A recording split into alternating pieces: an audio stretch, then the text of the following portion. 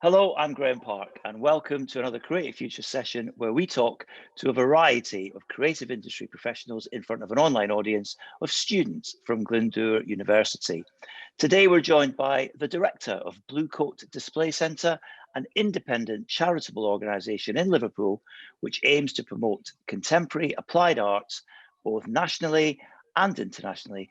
Please welcome to Creative Futures, Samantha Rhodes. Hi, Sam. Hi, Graeme. Hi. Thanks for asking me. Well, no, thank you very much for joining us. Now, first of all, before we talk about Bluecoat Display Centre and your role and what it is that you do there, tell us a bit about your own background and how you ended up becoming the director of BDC. Can we call it BDC? Yeah, do. Otherwise, it takes forever, doesn't it? Okay. Is this something that that you always wanted to do, or something you fell into? Tell us a bit about your background. Well, not.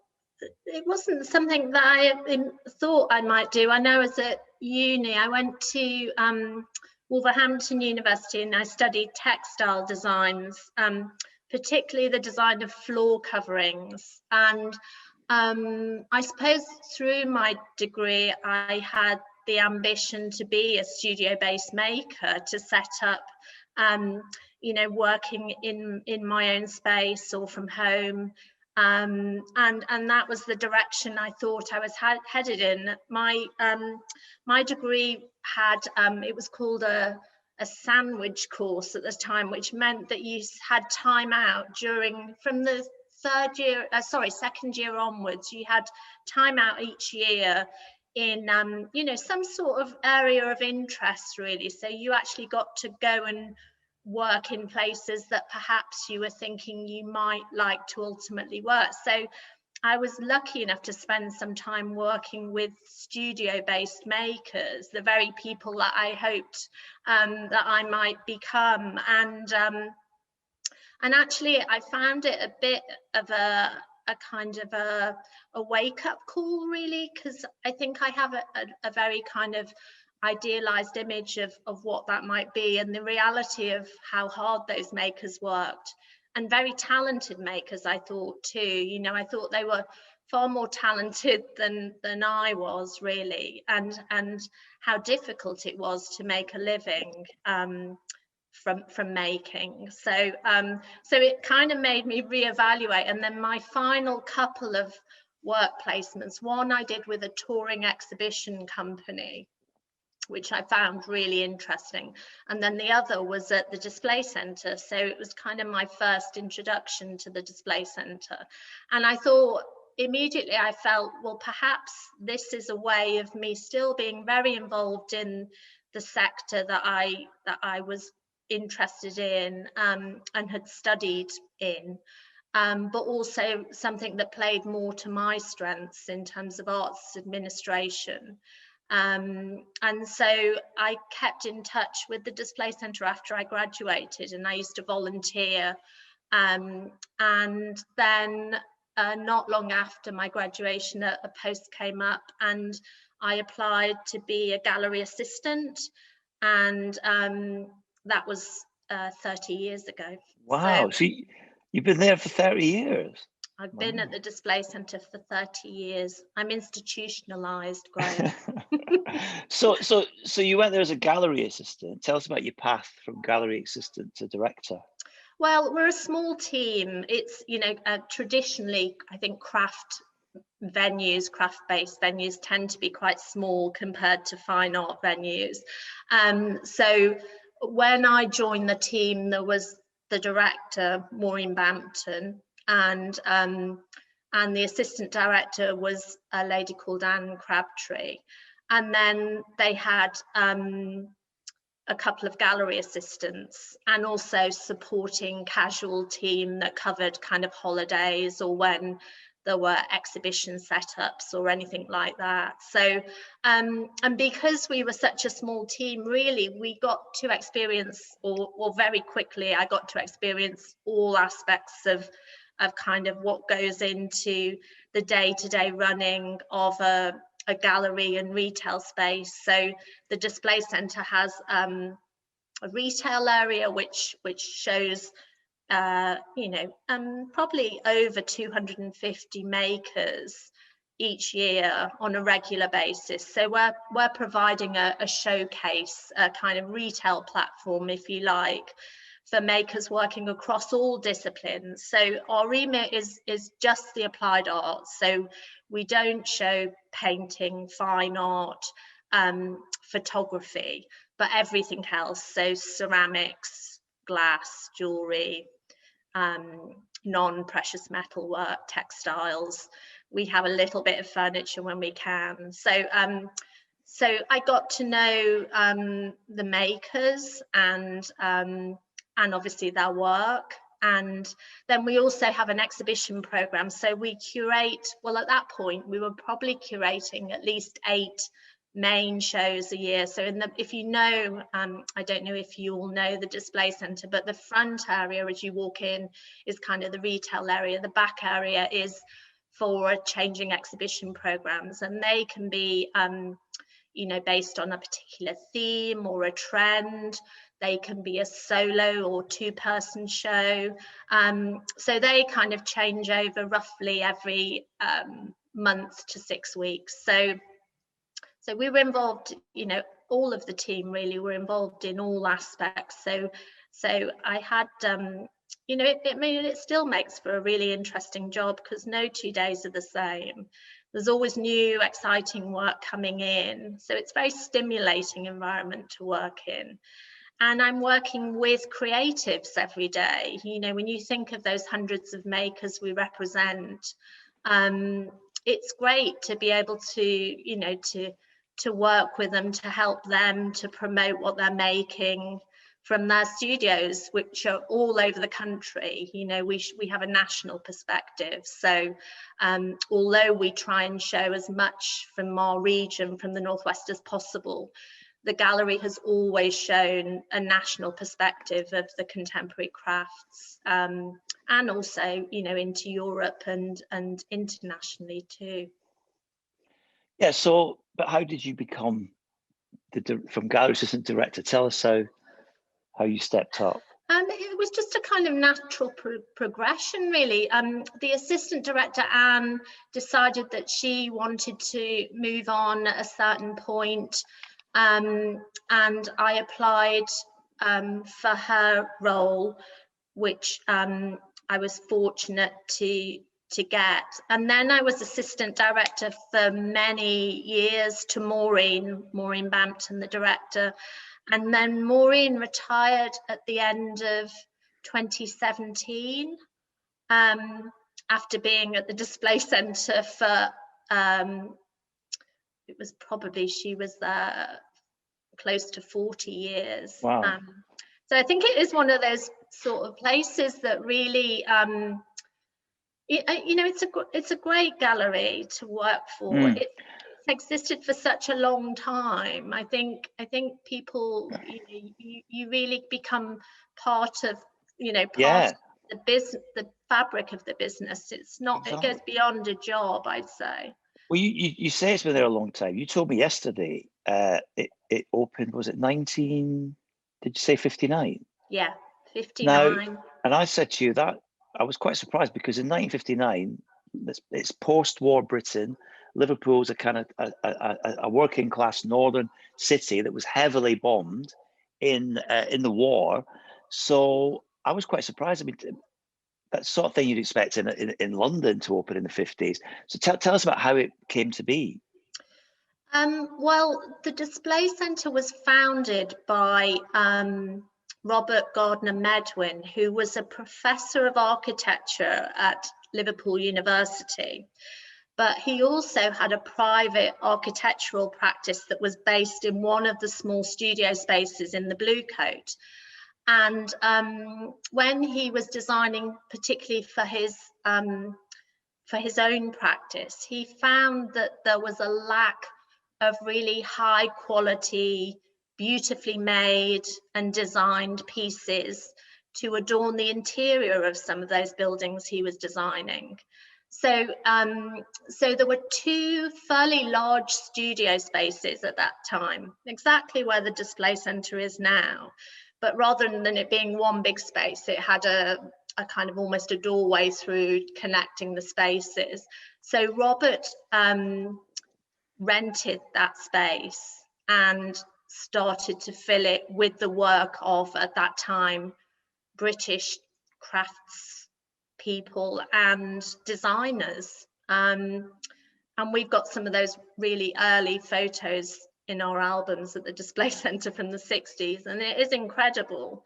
So the physical space has not changed very much. The footprint certainly hasn't. We've opened it up, and obviously it's had various renovations over the years, but the display centre has always been in that space since 1959 through to now. So I mean, I know, I live in Liverpool, I know where it is. I walk past it a lot, but I walk past it a lot more often since Liverpool 1 was redeveloped than I used to. Did the redevelopment of Liverpool City Centre kind of ultimately lead to you getting more visitors and maybe improving your fortunes? well, certainly more foot flow. I suppose when you approach the Bluecoat from the front courtyard, it can be a slightly intimidating building. And sometimes I think the feedback we get is people are not always sure if it's a space that's open to the public. And it, you know, it's got it's a Queen Anne building. It's a beautiful building. Beautiful. Beautiful. From the rear of the building, you get, and certainly looking at the entrance doorway into the corridor that leads to the display centre, you get a lovely little vista of the Bluecoat courtyard garden. So that always draws people. And that back street before Liverpool 1 used to be a really grim, really poorly lit street. It had a couple of like mechanics garages on. It had at the bottom, it had I don't know if you remember, a city car park, like an open city council car park, and the street lights never worked properly. So our display window onto College Lane, we could never really use as a display window, because beyond a certain point, you know, the light would just go. Not many people walk down there. So if you imagine the transformation now, I don't know if you all know it, but at the top of College Lane is Radio Merseyside. Yeah. And then if you stand at the top and look down, you know, you're looking down into I guess Waterstones is kind of just at the bottom, and then John Lewis at the bottom again. So it's a really busy pedestrianised street now. And I think the good thing about where we are is that sometimes people don't necessarily realise we're part of the Bluecoat. They perhaps think we're a Liverpool 1 tenant. And as I say, I think that rear entrance is slightly less intimidating. So you don't feel as if you're walking into an arts centre.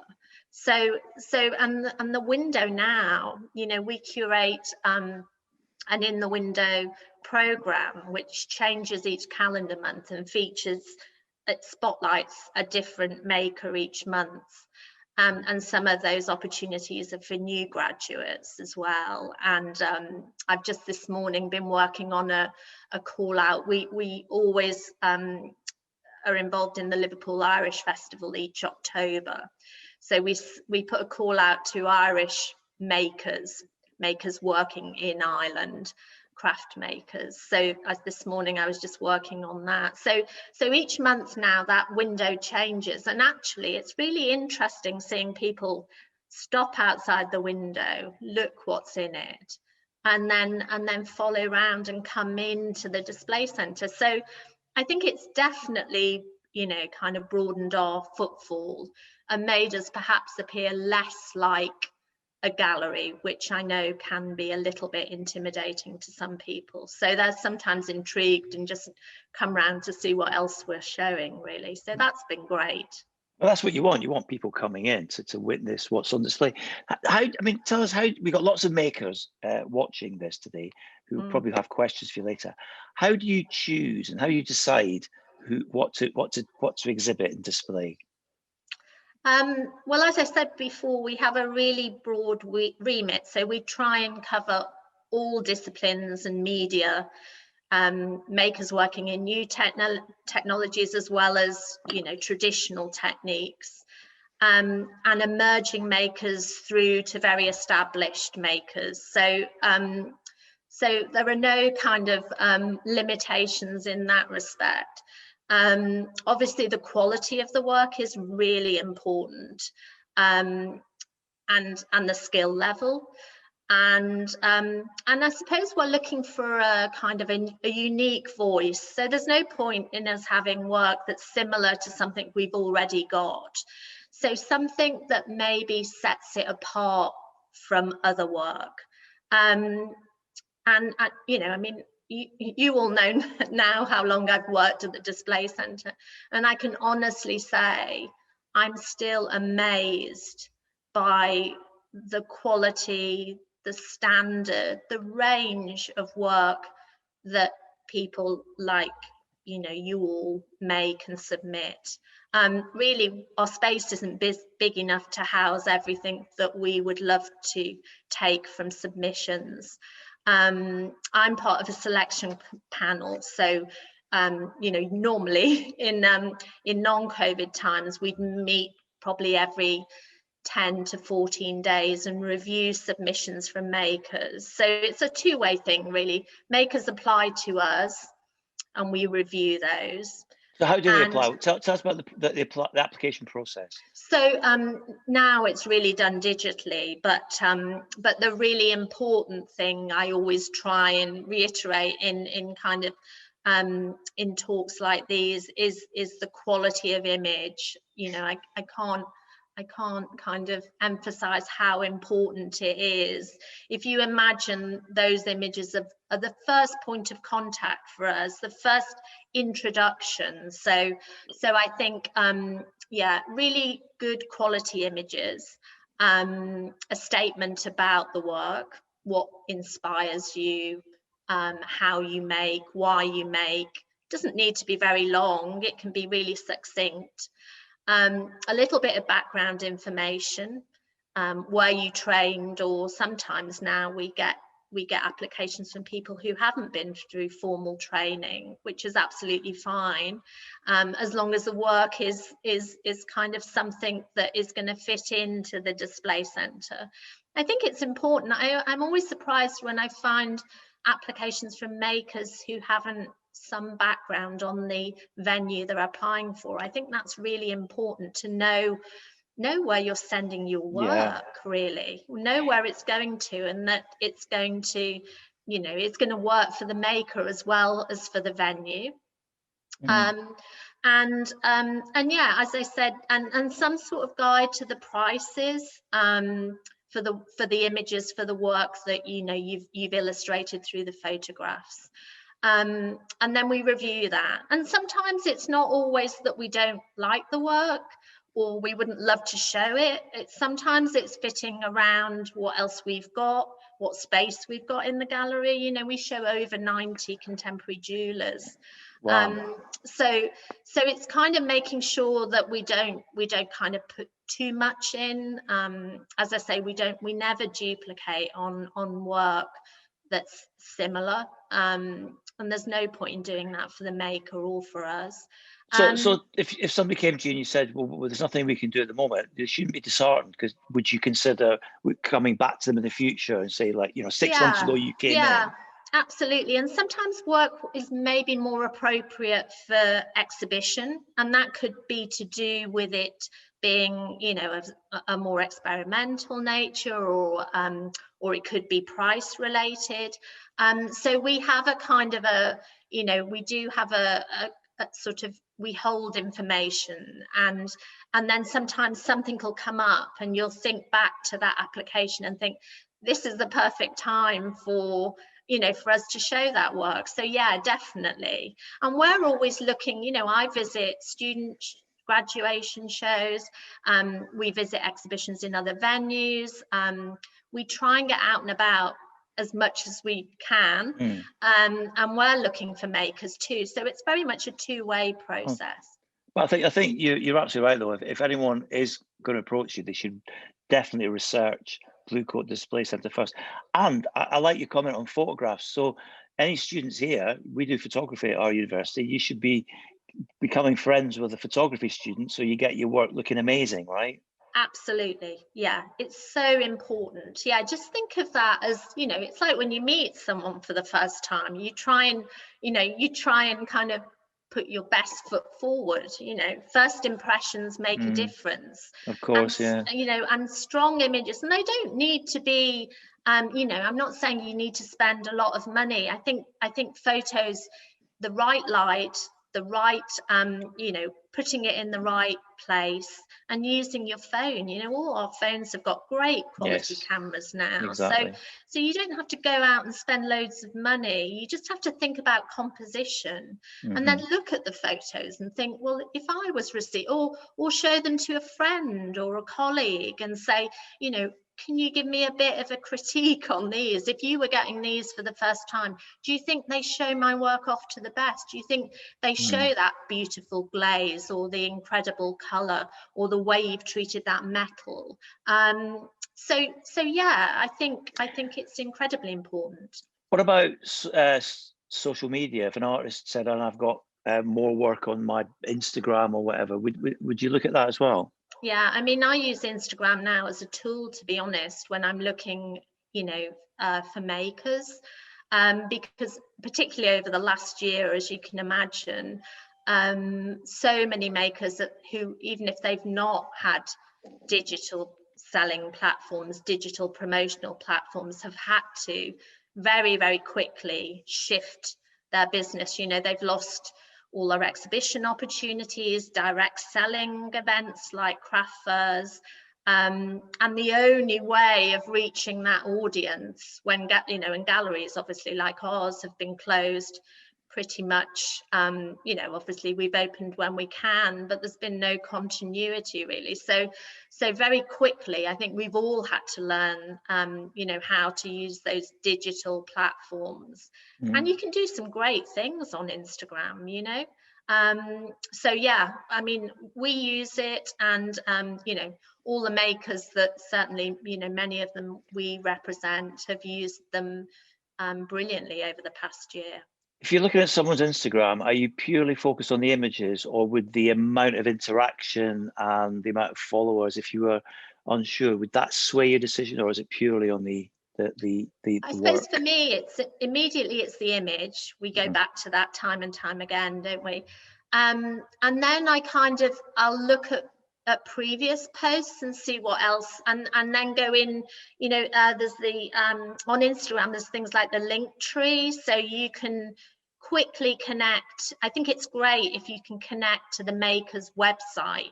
You can see where else they've shown, what other work they've made, and very, very quickly get an idea of a bit more background on that maker.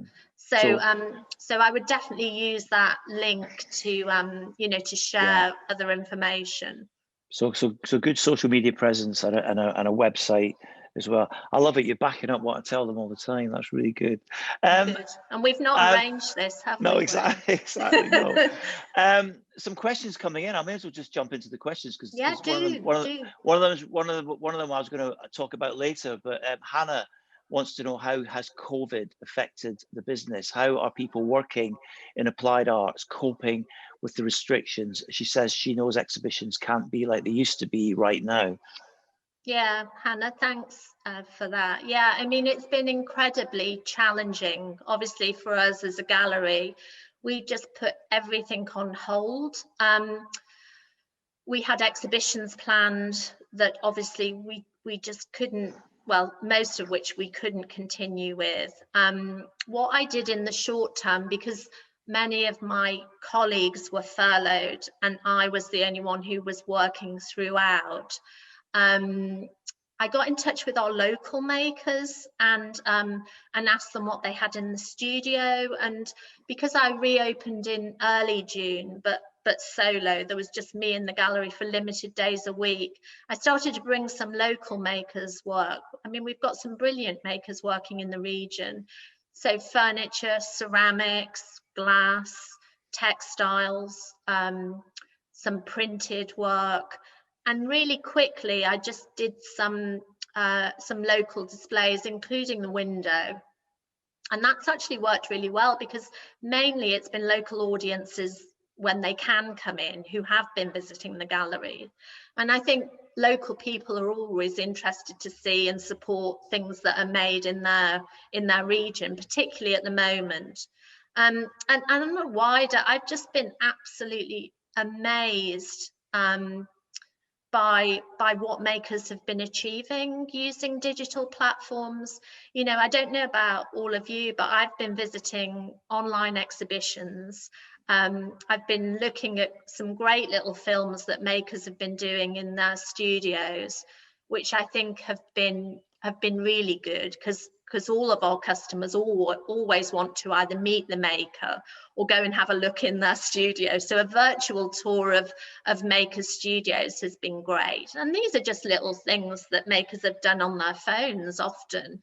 But, you know, they give that lovely insight and a bit more. I think the narrative behind craft makers' work, people are always really interested. So where they work, how they work. I think sharing all those stories has been really important over the last year. And I know, you know, they've done things like digital craft fairs, which I think have worked or not worked, you know, worked for some people, not as well for others. But I think makers have been incredibly resilient and creative. You know, that's the thing they do best, isn't it, really? So it's finding new ways. And I suppose when you're a small business, you can adapt and change and try things and implement things very quickly, which is, I think, what we've needed in the current climate. But yeah, it's been incredibly challenging, and you know, we've missed our audience. We've created a new website and a new online shop, so we've been trying to stock that and launch that, and yeah, keeping in touch, you know, keeping partnerships going, keeping the communication going. We didn't take any applications from new makers because, of course, we were just honouring commitments made to makers already for the exhibitions that could go ahead. And we just had to adapt, really, the way everybody has, just to keep things ticking over. The display centre has an amazing following, great supporters, great collectors and customers. So, you know, that's been incredible, that show of support. Well, hopefully with the roadmap and the vaccine and people continuing to follow the rules, we'll all be able to come back soon. Tasha's got a really good question. She says she's an applied art student and she's wondering if there's anything you would recommend that she could go out and experience as a maker, a student maker, for example, volunteering opportunities, etc. I suppose she's asking for experiences she can take part in to improve her as a maker. Yeah, Tasha. Is she? Well, I'll kind of approach it from two angles. We have a volunteer program at the Display Centre for undergraduates and postgraduates. So sometimes emerging makers or early career makers kind of like to get a bit of a sense of what happens on the other side of kind of making, I suppose. So we've had makers from MMU, Liverpool Hope. I don't think we've had so many from Wrexham, but that's not to say we wouldn't. And they come in and they work with us, usually for a few weeks. It can just be a couple of days a week, and they get a bit of a sense of kind of gallery work and how, you know, things like exhibition and display, pricing. So sometimes I think new makers find that beneficial, to see how a gallery works. And then the other thing I know that sometimes happens is that makers approach more established studio-based makers and ask if perhaps they would consider allowing them to work in their studio to kind of support them, you know, for a period of time. And I know some kind of more established makers are very keen on that kind of mentoring idea or apprenticeship idea. So it gives you, I mean, I find it really useful when I was you know, when I was transitioning from being a student to working. And it just, I suppose, gives you a bit more of a sense of what this kind of real, you know, real life in wherever you're thinking. And it doesn't just apply to the crafts, it applies right across kind of whatever you want to do. You know, I think if you can get a bit of experience with somebody, you know, for me, it made me totally rethink what I wanted to do. So, and I think a lot of makers, you know, would be quite open. And if, you know, if they can't do it, they'd be really honest, and they'd maybe suggest other things. I think sometimes it's good as well if you're going to, when we go back to craft fairs, when we can do, I think sometimes, you know, asking a maker whose work you particularly admire, if that you could have a coffee with them sometime, a chat, you know, about life as a maker, about how they got started. I think anything you can do, any research will just inform, you know, what you want to go on to. Yeah, you're backing up what I'm saying all the time again, which is good.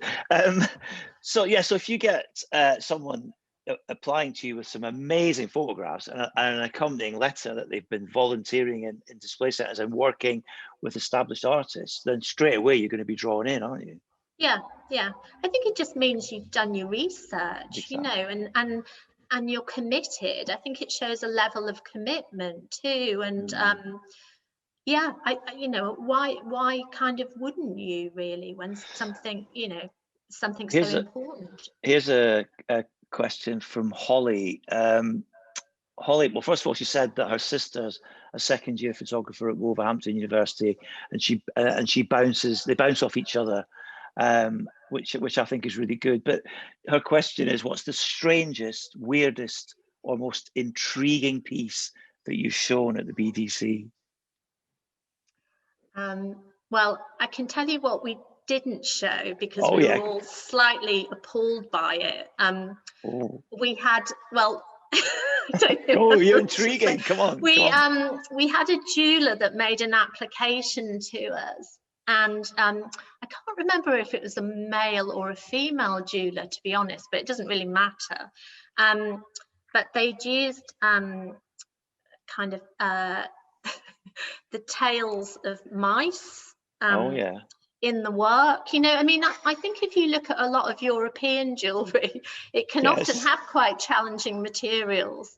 But I think the thought of us handling, you know, there are a few vegetarians amongst our team at that point, and I think the thought of us handling, you know, pieces of jewellery that involved bits of dead mice was a step too far. Right. And we're not usually shy. We try not to censor the work. I think that's important, really. I think it's important with a gallery that claims to have a really wide remit. But also, we didn't know how we couldn't imagine our audiences warming to the you know, to the idea. We do need to sell things in the display centre, because that's how we keep going at the end of the day, really. You know, we're not publicly funded. We don't get regular Arts Council funding, although we do get project grant funding. We don't get City Council funding. So basically, the display centre exists and has existed over 60 years by the sales we make. So that is, you know, we are a commercial gallery, so that does have to be you know, something that's always, I maybe didn't say that before, but obviously, you know, some work, it's just so amazing and ambitious and experimental that we like to try and take our customers with us on a journey. But yeah, the mouse tails was a step too far. But other than that, Graeme, I don't think there's probably not a lot we haven't shown, really. I don't ever remember saying no to someone because of a material they were using or the way they were using it. You know, often because we've seen so much, it's exciting to see makers working in new materials, new technologies. I think all this three-dimensional printing, and you know, we've shown ceramics like that, and I find it fascinating. You know, have you ever had to say no because of ethical or political reasons? No, I mean, I'm talking about. and we have no, and we have taken. We did. There was I think she was Irish actually. There was an Irish young maker who used Catholic. I suppose from very much inspired by her upbringing. So images of kind of iconic Catholic figures, iconography in her work, and we thought it was amazing. It was beautifully made, the design was really clever, and we took it and started to show it. And we did have a couple of complaints from customers who objected to that imagery being depicted on what were quite functional pieces. She made teapots and stacking mugs and things that built up the images of this kind of religious figures, and I think they objected to it, but we didn't take it off display. We just responded and said we felt that that wasn't a reason for us not to show it. And actually we've had shows that are around, people like Steve Dixon, who's a ceramic artist working in Manchester, and his work is always based on political themes, so and he curated a fantastic show for us probably about 5 or 6 years ago now, around themes of slavery, and some of that was contemporary slavery, and the whole show was around. So I think it's important that sectors like craft address those themes, and why shouldn't makers use their work to comment on current events? And so I see that as really important, and we've always tried to show work that that depicts or reflects really relevant issues and themes and commentary. It's a way that, as with fine artists who make those sort of comments through their work, it very much happens in contemporary craft as well. Yeah, no, I think that's really good. According to website, you work closely with local universities to support students leaving university, and to try and keep, well, certainly Liverpool University students in the city. And you also offer an internship program for students in recent graduates, and maybe employing them on a casual basis. Tell us more about those programs. Well, that's kind of how I started, really. I did an 8-week placement. That was full time. So I worked in the gallery 5 days a week over an 8-week period. We've had some students coming for longer than that, and graduates, early graduates.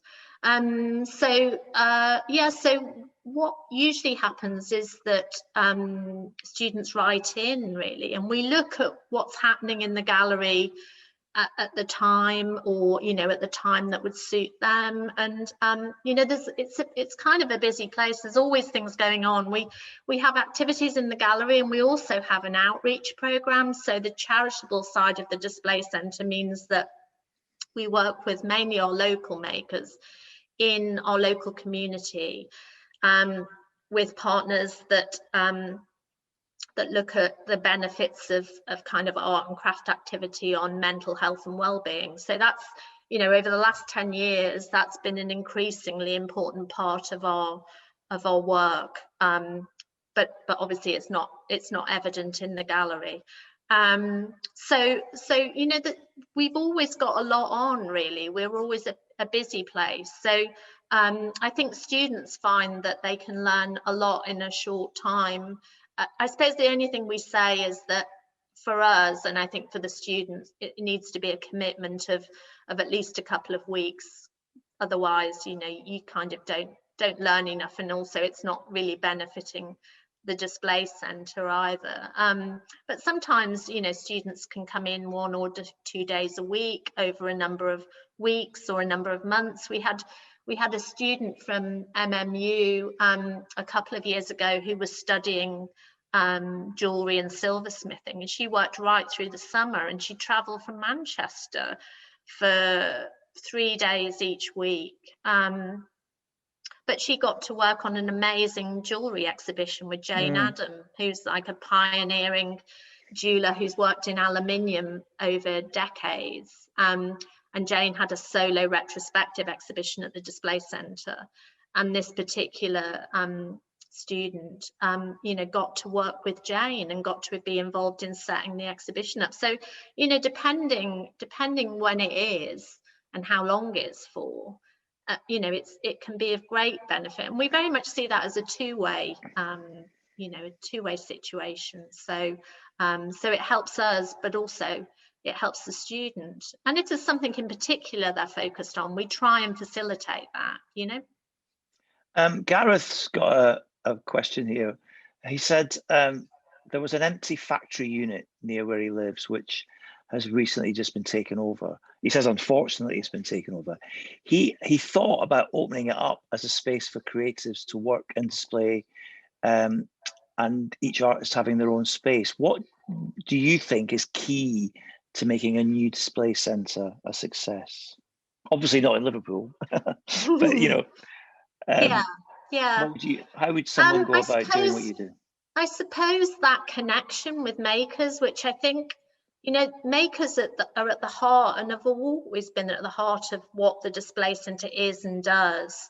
And without them, we wouldn't have had, I don't think we'd have had the tenure, and I don't think we'd have had the success. So I think the makers, really, that selection, that kind of curation of makers, and I think what feedback we get is that our visitors and customers and collectors like the range of work we show. So some galleries will focus just on ceramics or just on certain disciplines, and I think the fact that we show all disciplines has probably been an advantage, because it's quite an interest. I can't be very critical, but I think it makes for a more interesting visit to a venue when you have a range of different materials and also makers at different stages. We've got makers still exhibiting in the display centre who've exhibited since the 60s, and are still working and making. And then we introduce new makers all the time. So I think that mix, really, of kind of established and emerging is also really important and stimulating.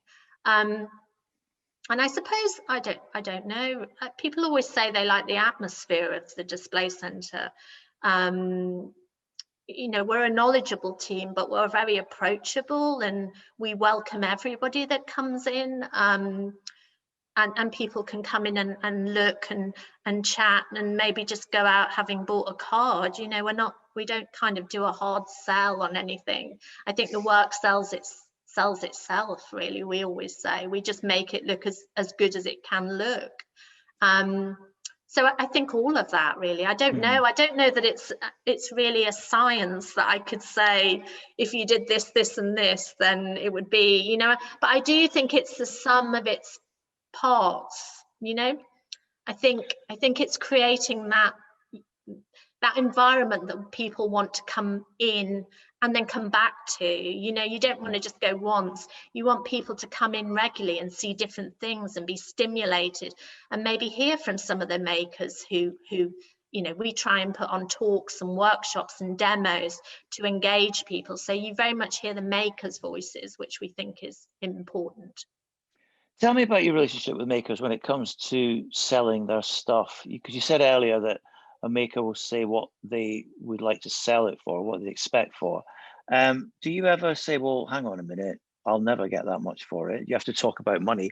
And how do you work the arrangement? Do you have a set agreement that everyone has to adopt, or do you negotiate different agreements with different makers? We have a standard commission rate, which isn't really negotiable, and we go through that with makers at the stage, really, when we agree that we would like to show their work. So we discuss that.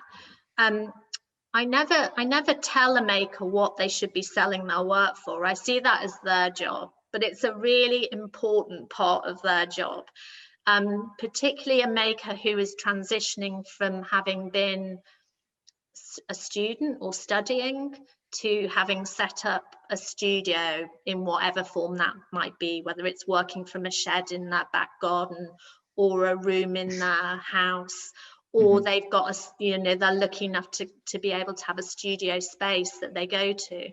I think it's really important to really carefully cost your work and to do the research on that. So to get out and look at other makers who are selling maybe something that is similar to yours, the same media, if it's functional, if it's decorative, really do your research, because it's so hard.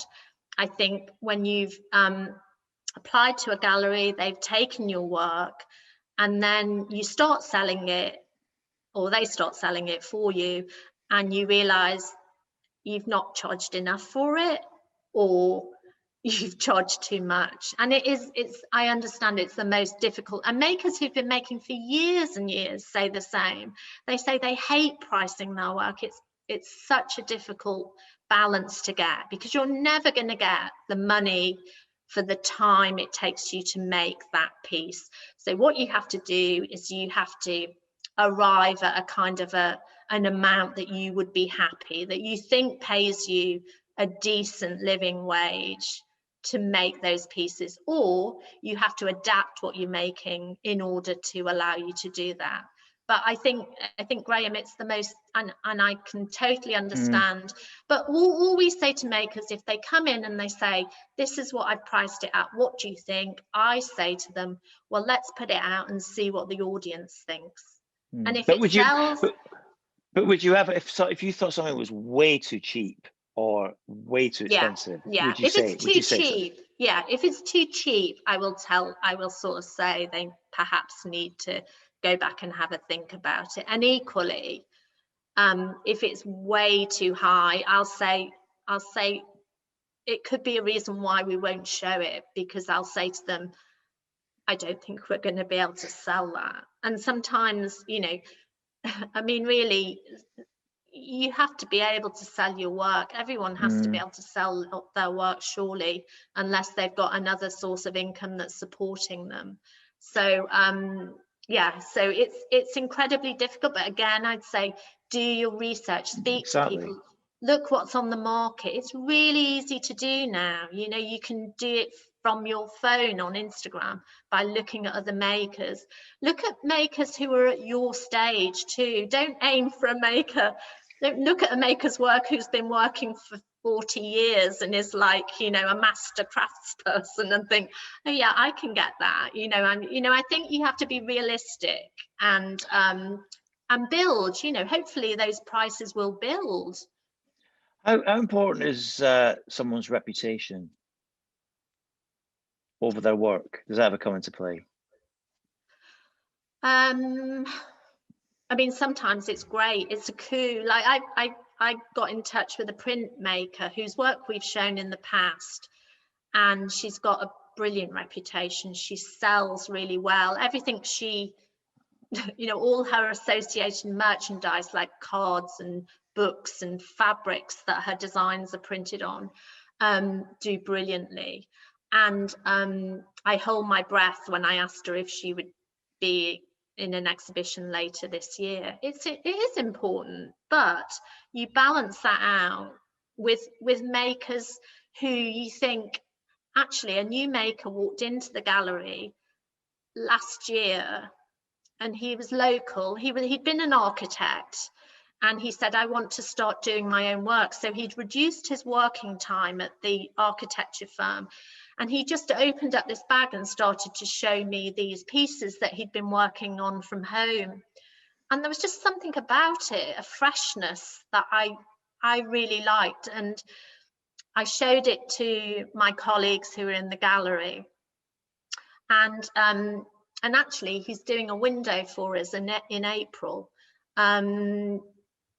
It's just, I think both things really. I mean, great reputations are wonderful, but I think you need a mix, you know, Graeme, which is what we've always done. I don't think it's all about big names. I think it's about, we see it as about investing in the future of crafts as well, you know, not just what's happening up there, but what's happening at grassroots level, and those exciting new makers that could be the big names of the future, you know. Yeah, I think you're right. What you're saying applies not just to makers, but it could apply to musicians. It could apply to photographers and artists. I think that's a really good point. Layla's got a great question.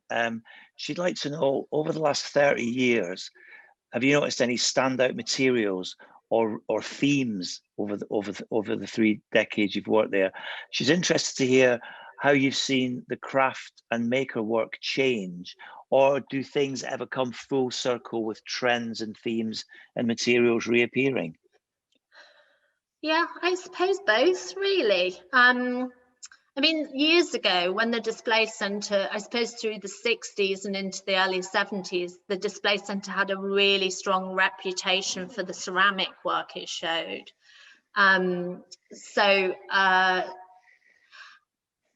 think makers have become a lot better at the business side, I would say now, and the promotion, and I think also craft skills, you know, like this whole word craft now is used, you know, it's associated with kind of beers, you know, and you know, high end, Yes, yeah. high, you know, they use people, I think brands, luxury brands, like to align themselves with this word crafted now. And I think that's to do with the really high standards that makers have. You know, I'm kind of, I suppose, in terms of trends, I think it's really interesting to see, you know, I've mentioned before how new technologies, how makers who, you know, are associated with, when you think of throwing on a pottery wheel, or weaving with a loom, or you know, when you think of those you know, amazing traditional skills, which I think it's really important we don't lose, but how makers, and I suppose it goes hand in hand with this idea of being able to make a living from what you make. I think the way makers have adopted new technologies so that they can make small batch productions, and sometimes it's actually employing old technologies, so things like slip casting, or working with some of our potters work with the old potteries in Stoke, and they make you know, small batch productions of pieces which they sell as their I suppose sometimes their everyday work, and then they make more one-off pieces. So I think it's kind of, I suppose makers have been quite I suppose more business savvy, really. So finding ways of speeding up the process so you don't lose any of the quality, but it means you can produce more, and perhaps the price can be lowered a bit, or certainly ranges, you know, so a maker might make a high-end one-off range and then a more accessible range, which I think is a really good idea. And because often the you know, the faster range they can make multiples of and sell them for a lower price, but also they still keep that, you know, that bespoke range. So I think that's a more, maybe a more current trend that I think is great, you know, and also it makes it more accessible. So it makes, you know, people can buy a beautiful mug by somebody that they can use every day at home because it hasn't cost a whole load of money. So what about with talking about technology and new materials? Has anyone ever come to you with 3D printing, stuff they've done on a 3D printer, and said you can have as many of these as you like? Well, not quite like that, but we've definitely shown, and we had an exhibition a couple of years ago that one of my colleagues curated around the idea of new technologies. So things like laser cutting now are really popular, and 3D printing. You know, I do think there's a place for it, and I find it really fascinating to see those new developments. as I said, the idea that it can make work more accessible to a broader range of people, I think is great. And yeah, I mean, it's just embracing it, and it moves our sector and our skills on. I think, I don't see it as a negative. I see it as adding to what we've already got, really. So I think it needs to be embraced and celebrated. You mentioned pottery. Do you ever watch the Great Pottery Throwdown on TV? I do. I haven't watched this last series, but actually, I don't know if you all watched the previous series, which I think was the 2019. There was a young guy called Jacob Chan who was actually living and working on the Wirral, and I've just been talking to someone from the Walker Art Gallery that I've been doing a project with around Northwest based makers, and the idea of us showing the Walker are going to show some new displays, and we're going to kind of partner them in that. And Jacob is one of the makers who has just installed his work in the Walker Art Gallery Craft and Design Gallery. So hopefully when they reopen in, I think it's hopefully mid-May, all being well, I mean, Jacob's a young potter, but I think the experience, he'd been to college and studied ceramics, but I could see the difference in his confidence level when he came back from he got through to the final 3, but he didn't win it, unfortunately. But nevertheless, I think it's helped his career no end, really. And and the other thing, I think we get people coming in that say, oh, I've been watching the Throwdown, and I really understand now why those pieces are the price they are. So I think some people can say, oh, it kind of dumbs things down, but I think it leads to a greater understanding of how makers do what they do, and again, I think that helps us, really. So I embrace it. Yeah. So assuming the roadmap out of the lockdown goes to plan, what have you got planned for the summer? Well, we're hoping we'll be able to open on the 12th of April, fingers crossed. And we'd curated a show around colour that was supposed to open last summer. And I thought my colleague Fran had worked on it a lot. And I thought, well, maybe that's what we need when we return to some sort of normality, a glorious blast of colour across all disciplines. So I've just been talking to a woman who does this amazing, she does these folded paper lights, which have kind of sections of beautiful bold colour that, if you can imagine, when the light comes through the paper, they just glow in this kind of jewel-like way. So there'll be ceramics, glass, jewellery in lots of different media. So there's a young jeweler who's working in acrylics and plastics, and textiles and functional everyday wear. So we're going to open in mid-April with that. We've got John, who I mentioned, the guy who was an architect and is now starting to develop his own work. He's in the window in April. And then we've got some great shows coming up as the year goes on. So I'm quite excited, really. It's just been nice to look forward rather than to be firefighting in the short term.